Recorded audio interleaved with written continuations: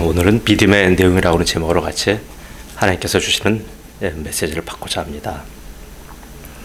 우리가 지난주는 믿음의 전제 5가지를 알아보았습니다. 곧 믿음은 하나님의 주권적인 영역입니다. 하나님이 일으키신 그 믿음을 하나님의 주도 아래 각 성도에게 하나님은 나눠주십니다. 믿음을 세상에 주시기 위해 하나님은 단 한 사람만 부르십니다. 그것이 키에르케고르가 말하는 하나님 앞에 단독자이며 마틴 부버가 말하는 나와 너의 관계입니다. 그리고 정형적으로 말하자면 요한복음 3장의 니고데모이며 요한복음 4장의 한 명의 사마리아 여인이며 그리고 바로 여기 앉아 계신 여러분들입니다. 그 한 사람을 부르셔서 하나님은 믿음을 주셨습니다. 그 믿음을 주신 사건은 일시적인 사건이 아니라 영원한 사건입니다. 이 일을 위해 부르신 자를 교회가 되게 하셨고 그 각 교회들을 집합적인 교회로 모으신 겁니다. 그것은 교회의 머리 되신 예수님과 우리 지체된 성도가 연합하여서 교회에게만 주신 천국 열쇠로 이 땅을 경영하며 음부의 권세를 이기게 하신 겁니다. 또한 하늘과 땅을 연결하여서 하나님을 영화롭게 합니다. 교회를 교회되게 합니다. 그 교회는 어느 누구도 꺾어서 없애지 못합니다. 그 교회는 바로 하나님이 세우신 교회이며 예수님의 피로 값주고 사신 교회이며 성령이 주야로 운행하시는 교회이기 때문에 그렇습니다. 그것이 바로 성삼위 하나님의 창조의 목적이며 구원의 목적이며 믿음의 목적이며 또한 교회의 목적인 것입니다. 오늘은 그 믿음의 내용에 대해서 성경이 말씀하시는 말을 같이 우리가 고민해 보겠습니다. 오늘 본문에서 말씀하시는 믿음은 그냥 일반적으로 말하는 믿음이 아닙니다. 헬라어 원문에는 믿음이 아니라 그 믿음으로 명기되어 있습니다. 그 믿음은 뭡니까? 바로 예수 그리스도와 관계된 믿음입니다. 예수님을 통과한 믿음입니다. 그 믿음은 크게 3가지를 포함하고 있습니다. 하나는 신학적인 원리가 있고요. 또 하나는 신앙적인 행동이 있고요. 3번째는 교회적인 감각이 있습니다. 그래서 이것을 곧 신학과 신앙과 교회입니다. 믿음의 내용입니다. 이것이 같이 원만하게 우리가 균형이 잡히지 않으면 그의 신앙은 한번 점검해 보셔야 됩니다. 첫째, 그 믿음은 신학을 이야기합니다. 우리가 신학 얘기하면 굉장히 힘들고 딱딱하게 느끼잖아요. 근데 그런 의미의 신학이 아닙니다. 학문으로의 신학이 아니라 보십시오. 신학의 출발점은 바로 하나님입니다. 성경이 태초에 하나님이 이렇게 시작하잖아요. 하나님으로부터 시작하는 것이 바로 우리가 말하는 신학이에요. 그 믿음은 하나님으로부터 출발합니다. 이게 바로 믿음의 신학적인 원리예요. 신학은 우리가 성경을 바라보는 눈이잖아요. 그 우리의 신학적인 원리는 사람에게 두지 아니하고 어디다 둔다고요? 바로 그 믿음에게 두는 겁니다. 그 믿음은 하나님께 초점을 맞춥니다. 이를 신학적인 원리로 신학적인 용어로 표현한다면 하나님 절대 주권의 신학입니다. 하나님께 모든 초점을 맞추는 것이 그 믿음의 신학적인 원리입니다. 하나님께 관한 모든 지식을 신학의 원리로 삼는 거예요. 그래서 신학의 주제가 뭐냐 하면 인간이 아니에요. 우리가 구약을 쭉 읽으면서 보더라도요, 많은 등장인물이 나옵니다. 그러나 등장인물을 통하여 무엇을 하고 싶은 거예요? 하나님 이야기를 하고 싶은 겁니다. 그러므로 모든 신학 체계를 하나님으로부터 출발시키는 거예요. 이 신학 원리를 따르지 않는 믿음은 잘못되었고요, 불분명한 신앙입니다. 그런 믿음 체계는 신앙인 모두를 잘못된 길로 인도합니다. 자, 그 믿음의 신학적인 원리는 하나님에 관한 이야기입니다. 신학은 우리를 하나님 앞으로 인도하며 그 안에 머물게 합니다. 우리가 그 믿음 안에 있을 때 오직 하나님만이 지혜이며 다른 모든 것은 부당하고 비합리적이라고 하는 사실을 우리가 알게 돼요. 그 이유는 그 믿음은 나로부터 출발하지 않고 하나님으로부터 왔기 때문입니다. 에베소서 2장 8절이에요. 너희는 그 은혜에 은하여 믿음으로 말미암아 구원을 받았으니 이것은 너희에게서 난 것이 아니요 하나님의 선물이라. 아멘. 반면에 우리 인간들에게서 비롯된 것이 있어요. 그건 이성입니다. 이성은 여러분 우리를 하나님 앞으로 데려가지 못해요. 우리의 마음과 이성은 위대하고 영원한 하나님에 관한 이야기를 조금도 이해하지 못해요. 그 믿음을 받아들이지 못합니다.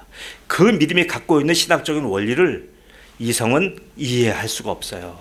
그 이유는 왜 그렇습니까? 죄로 인해 우리의 이성이 완전히 마비되었기 때문이에요.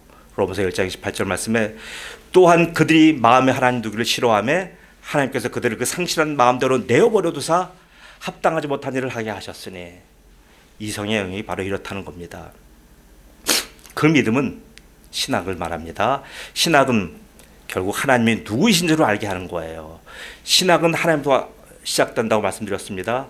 하나님부터 시작되지 않으면 나의 구원 의미가 없어요. 하나님부터 얘기하지 않으면서도 계속 구원을 얘기하는 것은 분명히 잘못된 겁니다. 그래서 성경은 하나님을 아는 지식을 지속적으로 얘기합니다. 히브리서 11장 6절 말씀에 믿음이 없이는 하나님을 기쁘시게 하지 못하나니 하나님께 나아가는 자는 반드시 그가 계신 것과 또한 그가 자기를 찾는 자들에게 상 주시는 이심을 믿어야 할지니라. 이처럼 그 믿음은 하나님을 아는 것이에요. 자, 신학을 우리가 얘기하면 크게 두 가지로 나눌 수가 있어요. 하나님을 아는 것에서 출발하는 신학이 있고요, 인간에서 출발하는 신학이 있어요. 이걸 잘 분별하셔야 됩니다. 이것 잘못 여러분 헷갈렸다가는 여러분 구원 보장할 수 없어요. 곧 하나님 중심의 신학과 인간 중심의 신학이 계속 부딪히는 겁니다. 이 둘은 하늘과 땅처럼서만 만날 수 없고요, 양립할 수 없어요. 자, 하나님 중심의 신학은 제가 많이 있지만 간단하게 제가 머리글만 제가 소개할게요. 하나님 중심 신학은 첫째로 하나님이 누구인지를 아는 거예요. 하나님이 누구신지 여러분 물어보면 우리 잘 얘기 못해요. 저도 그래요. 봐야 얘기합니다. 그러니까 하나님의 본성은요, 본질적으로 무한하시며, 본질적으로 영원하시며, 본질적으로 인격이시며, 본질적으로 통일체이십니다. 하나님의 인격이, 우리가 인격이란 까닭은요, 우리가 하나님이 인격이시기 때문에 우리가 인격인 거예요. 이 개념을 잘 아셔야 됩니다. 또 하나님의 속성이 있어요. 본성에 달려있는 바로 하나님다움이라는 것을 속성이라고 표현합니다. 그 속성에는 하나님이 영원하시고요, 하나님은 불변하시고요, 하나님은 어디든지 계시고요, 전지하시고 전능하시고 그리고 또 완전하십니다. 또한 하나님은 거룩하시며 공의롭고 의로우시며 선하심과 사랑하심과 그리고 신실하십니다. 이것은 뭐예요? 우리한테서 볼 수 있는 많은 요소들이 하나님께 있잖아요. 왜요? 사람이 왜 이런 인격을 가져서 이렇게 고귀한 존재가 된 이유가 뭐냐 하면요, 바로 이것이 짐승에게서 우리가 동물에게서 받은 요소들 아니에요. 하나님의 인격이시기에 하나님으로부터 받은 바로 이런 하나님의 속성을 부여받은 겁니다, 여러분. 그래서 사람에게는 항상 동물적인 요소와 인격적인 요소가 있잖아요. 어떤 것이 보기 좋습니까? 여러분이 판단하십시오. 하나님 중심 신학의 둘째는 바로 하나님의 누구신지를 아는 것이고, 두 번째는 하나님의 하시는 일, 하나님의 활동, 하나님의 행동을 아는 거예요. 하나님은요, 계획하시는 하나님입니다. 그 계획을 가지고 하나님은 작정하시고, 작정하신 바를 가지고 예정하시고, 예정하신 바를 가지고 하나님은 행동하시는 거예요. 그래서 하나님은 돌발적으로 행동하지 않으십니다. 그래서 예레미야서 33장 2절에 이를 행하시는 여호와, 그것을 만들며 성취하시는 여호와, 그의 이름을 여호와라는 이가 이같이 이르시도다. 하나님은 행동하셔요. 그리고 하나님 중심 신학의 세 번째는 바로 지금 이런 사실을 우리가 받아들이는 거예요. 아, 하나님 그러신 분이래. 이거는 의미가 없는 건 지식이 아니에요. 그러한 사실을 내 인격으로, 내 삶으로 받아들이는 겁니다. 그거 받아들이지 않으면 무슨 의미가 있어요? 그래서 우리 믿음은 그 받아들이는 걸 가지고 우리가 표현하는 거예요. 그걸 로마서 10장 13절에 이렇게 표현합니다. 누구든지 주의 이름을 부르는 자예요. 구원을 받으리라. 그런지 그들이 믿지 않은 이를 어찌 부르리요? 듣지도 못한 이를 어찌 믿으리요? 전파하는 자가 없이 들으리요. 이건 뭡니까? 믿음을 받은 자는, 믿음을 믿은 자는 믿음을 받은 대로 행동하잖아요. 받은 대로 내가 전파하고요. 받은 대로 예수님을 소개하고요. 받은 대로 내가 그렇게 인생길 걸어가는 겁니다. 곧 하나님을 내가 부르고요. 하나님을 예배하고요. 하나님을 전파하는 그것이 내가 하나님을 믿는 겁니다. 자, 이제 큰 두 번째입니다. 믿음은 아까 신앙이라고 두 번째는 뭐예요? 두 번째 믿음은 신앙이에요. 신앙. 그 믿음으로 사는 성도는 하나님을 아는 지식이 매일매일 쌓여가요. 겉사람은 후패하지만 우리의 속사람은 나날이 새로워집니다. 왜요? 하나님에 관한 지식이 계속 쌓여져 가니까. 골로새 1장 10절에 뭐라고 말씀하시냐면 주께 합당하게 행하여 범사에 기쁘시게 하고 모든 선한 일에 열매를 맺게 하시며 하나님을 아는 것에 자라게 하시고. 보세요. 신앙이란 건 뭐냐면 신앙은 우리가 여기 표현하자면 열매 맺는 것이에요. 나무의 가치는 어디에 있어요? 열매에 있잖아요. 열매를 맺지 못한다고 하면 그 유실수가 무슨 의미가 있습니까? 그래서 신앙은 열매 맺는 행위예요. 자, 우리 하나님 아는 지식의 끝은 신앙 곧 행동이에요. 나무로 말하자면 열매입니다. 열매 없는 나무가 죽은 나무이듯이 신앙으로 연결되지 않는 신학은 죽은 신학이에요. 자, 잘 보십시오. 그러니까 열매 없는 신학을 강조하는 많은 데들이 있어요. 잘못하면 그건 죽은 신앙이 많아요. 이단들이 대부분 다 그렇습니다. 나무의 행복은 뭐예요? 열매를 맺는 거잖아요. 좋은 나무는 좋은 열매를 맺고 나쁜 나무는 나쁜 열매를 맺습니다. 근데 여러분, 좋은 나무와 나쁜 나무의 기준이 무엇입니까? 여러 가지로 말할 수 있겠지만 오늘 저는 어디다 초점을 맞추냐면 나무에다 초점 맞추지 않습니다. 나무는 죄가 없어요. 농부에게 문제가 있습니다. 농부가 좋은 나무와 나쁜 나무의 기준을 농부에 따라서 달라지는 거예요. 아무리 좋은 나무라도 농부가 방치하고 그냥 놔두면 어떻게 돼요? 병충해를 먹고 결실이 없거나 나쁜 열매를 맺거나 때로는 말라 죽습니다. 농부의 땀과 눈물이 들어가야만 좋은 나무가 돼요. 농부가 땀을 흘린 만큼 나무는 좋은 열매를 맺게 됩니다. 이것이 바로 자연 법칙입니다. 그래서 농부는 바로 신앙의 행동을 의미합니다. 농부의 행동만큼 성도는 좋은 나무가 되는 거예요. 성도를 그냥 놔두면 결실이 없거나 나쁜 열매를 맺거나 끝내는 고사하게 됩니다. 좋은 농부가 좋은 나무를 키워내듯 신앙 행동이 열매 맺는 좋은 나무를 만듭니다. 그 믿음이 있다고 하면서도 많은 것을 안다고 하면서도 신앙 행동을 하지 않는다면 어찌 그리스도인이라고 우리가 말할 수 있겠습니까?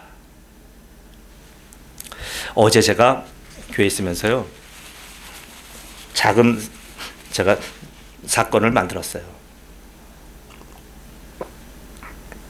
우리 교회 화분이 5개가 있었는데요, 제가 4개를 버렸습니다. 큰일 난 거죠. 아주 붉은 꽃이 예쁘게 핀 안시리움 2화분과 그 무성한 산호수, 그것을 제가 버렸습니다. 몇 년을 같이 했어요. 그런데 이제는 도저히 회생시킬 어떤 방법이 없어서 기다리다 참다가 이런저런 방법 해보다 결국은 다 뽑아서 버렸습니다. 왜요? 진드기가 너무 심했습니다. 처음엔 안시리움만 진드기가 이렇게 퍼져나가다가 나중에 끝내는 산호수까지 번졌어요. 산호수라고 하는 나무는 여러분 보셔서 알 거예요. 잎사귀가 굉장히 두꺼워서요, 진드기가 잘 기생을 못합니다. 그 튼튼한 산호수마저 끈적끈적하게 죽어가고 있더라고요. 기다리다 드디어 어제 제가 뽑아버렸습니다. 너무너무 시원합니다. 이젠 진드기와 절연입니다. 바로 이 진드기는 나쁜 신앙의 행동입니다. 아무리 좋은 나무를 할지라도요, 농부의 눈을 벗어나면 저런 나무가 돼요. 그 예쁜 안시리움이 저렇게 형편없이 변한 겁니다. 너무 예뻐서 제가 차일피일 미루다가 아주 더 큰일이 생긴 거예요. 그 병을 산호수까지 제가 옮겨줬잖아요. 농부의 책임입니다. 그 이상의 어떤 희망과 회생의 방법이 없었어요. 나무의 효용 가치는 벌써 이미 다 사라졌는데도 불구하고 저만 홀로 주저하고 있었던 거예요. 그런데 더 이상 기다릴 수 없는 상황이 되어서, 왜요? 더 이상 기다릴 수 없는 상황이 된 게 뭐냐면 이 아래 나무 하나 보십시오. 이것이 바로 벵갈 고무나무입니다. 이것은 저 김우한 목사님께 선물 받은 아주 귀한 나무예요. 여기까지 진드기가 오염될 위기에 있기 때문에 어쩔 수 없이 내 그루의 화분을 전부 다 뽑아서 버린 겁니다. 여러분, 성도는 성도의 행동을 하잖아요. 세상 사람들은 세상 사람의 행동을 합니다. 행동이 그 사람이기 때문에 그래요. 그래서 마태복음 6장 20절 예수님께서는 그 열매로 그 나무를 알리라고 분명히 말씀하셨어요. 여러분, 행동이 그 사람이에요. 신앙이 그 사람입니다. 사람들은 믿는 대로 행동하잖아요. 세상 사람들은 어떻게 움직인다고요? 우리가 볼 땐 여러분, 세상 사람의 형통 좀 부러워하지 좀 마십시오. 돈 많은 사람, 잘 나가는 사람 좀 제발 TV 보고 좀 부러워하지 좀 마십시오. 왜요? 그들 유다서 1장 7절은 뭐라고 말하냐면요, 그들의 번성함을 성경은 얘기하지 않고요, 소돔과 고모라와 그 이웃 도시들도 그 같은 행동으로 음란하여 다른 육체를 따라가다가 영원한 불의 형벌을 받음으로 거울이 되었느니라. 우리의 거울이라는 거예요. 불신자들의 형통을 보고 부러워하지 마세요. 그들은 우리가 좋은 행동하지 않고 이런 좋은 농부처럼 살지 아니하면 우리도 저렇게 된다고 하는 우리의 거울일 뿐이에요. 돈 좀 없으면 어떻습니까? 명예가 좀 없으면 어떻습니까? 좀 아프면 어때요? 그런 것 가지고 자꾸만 그리스도를 아는 지식과 우리의 신앙을 자꾸 비교해서 우리를 다운시키지 마십시오. 예수님은 그 앞에 나온 자에게 항상 뭐라고 말씀하시냐면, 예수님은 병을 고치시고 죄를 해결해 주시고 주님을 따르라고 말씀하셔요.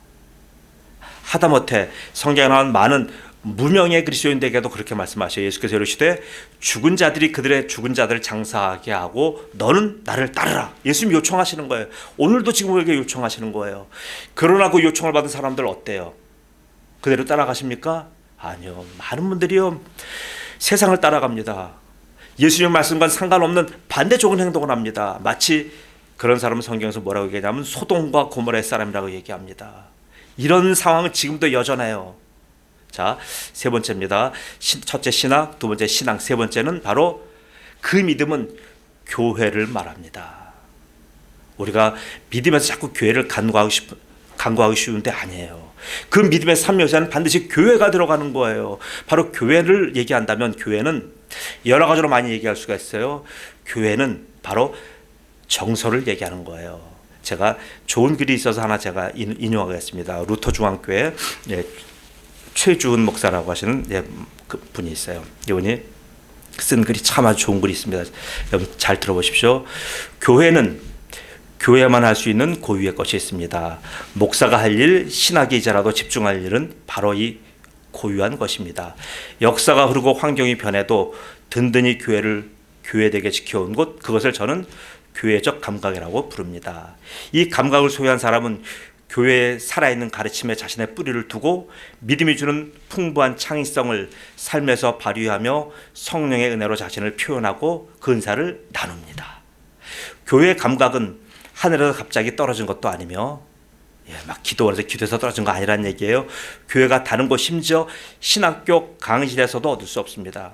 아무리 좋은 신학을 공부해도 이 교회 정서는 얻을 수 없다는 얘기예요. 이 감각은 오직 교회 현장에서 꾸준한 함양을 통해 성장시킬 수 있습니다. 놀라운 통찰력이에요. 교회 감각은 그리스도에 대한 체험에서 얻어지는 결실이며 교회 공동체와 더불어 살면서 차곡차곡 쌓아가는 신앙의 결실입니다. 이것이 신앙의 깊이를 보여주는 척도입니다. 여러분, 교회 감각, 여러분 한번 생각해 보십시오. 저희 어려서 마룻바닥 교회 무릎 꿇고 있던 교회에 있을 때요, 그 교회를 누가 지켰습니까? 이름 없는 할머니들, 권사님들, 그런 분들이 교회 지켰어요. 저는 그분들이 집이 저는 없는 줄 알았어요. 교회가 집인 줄 알았어요. 항상 제가 가면 항상 교회에 계셔요. 항상 마룻바닥 지키고 계셔요. 저는 거기가 그분들 집인 줄 알았어요. 그런 걸 뭐라고 얘기합니까? 그분들을 보고 자란 저는 또 어때요? 그 교회 정서와 교회 감각이 저한테 살아있는 겁니다. 이것은 신학교에서 배울 수 없는 거고요. 이것은 신앙 행동에서 제가 살면서 신앙적인 행위를, 영적인 행위를 하면서 배울 수도 없는 것들이에요. 제 기억과 저의 교회에서 배웠던 그 감각과 그 분위기는 어디서 제가 얻을 수가 있습니까? 그래서 교회는요, 꾸준하게 뿌리 내리고 있어야 되는 거예요. 이 교회 좋다, 저 교회 말씀 좋다, 이 교회 무슨 문화가 있다 떠돌아다니면 그 사람은 교회 감각, 교회 정서가 형성되지 않아요. 교회의 가치는 우리가 생각하는 것 이상입니다. 얼마나 소중한지 예수님의 몸으로 표현할 정도예요. 에베소 1장 20절 23절이에요. 또 만물을 그의 발 아래에 복종하게 하시고 그를 만물 위의 교회의 머리로 삼으셨느니라. 교회는 그의 몸이니 만물 안에서 만물을 충만하게 하시는 이의 충만함이니라. 여러분, 이 교회는 잠깐 있다가 사라지는 교회가 아니에요. 교회는 영원합니다. 에베소 3장 21절 말씀이에요. 교회 안에서와 그리스도 예수 안에서 영광이 되도록 영원 무궁하기를 원하노라. 교회는 영원 무궁한 거예요. 여러분, 우리는 잠깐 있다 가지만 이 교회는요, 지금 우리가 지역교회지만 이 교회는 바로 유니버설 교회입니다. 영원한 교회고 우주적인 교회예요. 그 교회에 우리가 가서 하늘나라 교인으로 우리가 소속이 되는 겁니다. 은혜빛 교회, 빛으로 교회, 영락교회, 여러 가지 많은 교회에 소속되어 있다가 우리가 이 땅 떠나면 바로 그 우주적인 교회의 교인으로 소속이 되는 겁니다. 자, 그 믿음의 내용은 지금 정리합니다. 신앙, 교회입니다. 이것은 균형이 맞아야 돼요. 이 균형이 깨어지면 온전한 믿으면 안 돼요. 여러분 자신 한번 점검해 보시기 바랍니다. 자, 예를 드릴게요. 우리가 집을 예를 드릴게요. 집을 예를 들면 집은 신학이에요. 집 없이 못 살잖아요. 그 집에서 생활하는 것은 신앙입니다. 그 집과 그 생활을 계속 유지하는 것은 바로 교회입니다. 이 요소에서 벗어나면 그는 성경이 말씀하시는 그 믿음의 사람이 안 돼요. 그럼 그는 뭐예요? 이것저것 다 흉내내지만 그는 결국은 오늘 본문이 말씀하신 대로 죄 아래 살게 되고요, 율법 아래 살게 되고요, 초등교사 아래 살게 되는 거예요. 또 한 예를 드릴게요. 우리의 인격입니다. 인격은 이성과 감성과 의지로 나누잖아요. 이성은 신학과도 같아요. 그 의지는 신앙과도 같은 거예요. 행동이에요. 정서는 뭡니까? 정서는 교회와 같은 겁니다. 이 셋이 합하여 하나의 인격을 이루는 거예요. 하나로 빠지면 어떻게 돼요? 온전한 인격 이루지 못합니다. 그렇듯이 그 믿음은 신학과 신앙과 교회의 3요소로 구성되어 있고 이렇게 움직이는 거예요. 어느 하나라도 부족하면 그는 심각한 영적 결핍에 빠지는 겁니다. 오늘 본 말씀처럼 그에게는 아직 믿음의 때가 오지 않은 거예요. 균형이 깨진 사람은요. 이 균형이 깨진 상태에서도 사람들이 얘기해요. 나는 그리스도입니다. 나는 믿음이 있습니다. 이렇게 얘기합니다. 그것은 뭐라고요?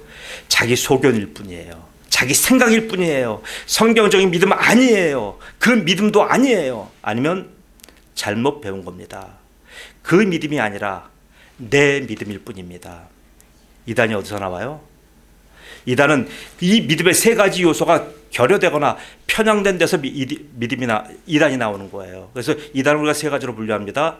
신학적인 이단, 신앙적인 이단, 교회적인 이단으로 이렇게 구분하는 거예요. 이단만이 문제가 아닙니다. 그리스도인이라고 하면서도 이 믿음의 세 가지 균형이 무너진 자는 제가 단정적으로 얘기합니다. 그는 믿음의 사람이 아닙니다.